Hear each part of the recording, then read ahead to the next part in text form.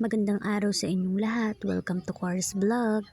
For today's video ay magluluto naman tayo ng adobong baboy with kamoting balinghoy. Naisipan ko nga pala ring lutuin ngayon dahil nag-request ang aking asawa na gusto niya daw ay karne na may balinghoy nang maiba naman daw ang aming ulam. Alam ko namang ari ay simplihan lamang at kayang-kaya niyo ding lutuin. Siyempre, mas sumasarap ang lutuin kapag may kasamang pagmamahal. Ayaw naman.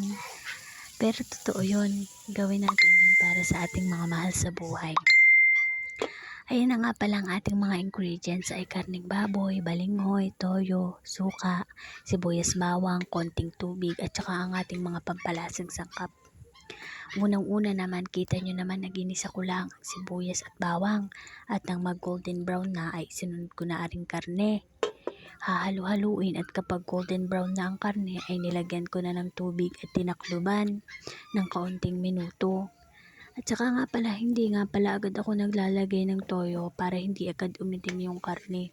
Kasi hindi ko bet yung ganung itsura kapag sobrang itim.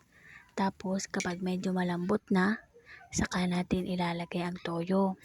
Isunod ang kamoting balinghoy at ang mga pampalasang sangkap at isusunod na natin ang suka. Tatakluban lang ng kaunting minuto, mga 4 hours ganon. Joke lang. Ay wag naman ganon at pagkakatagal naman, mga 5 minutes.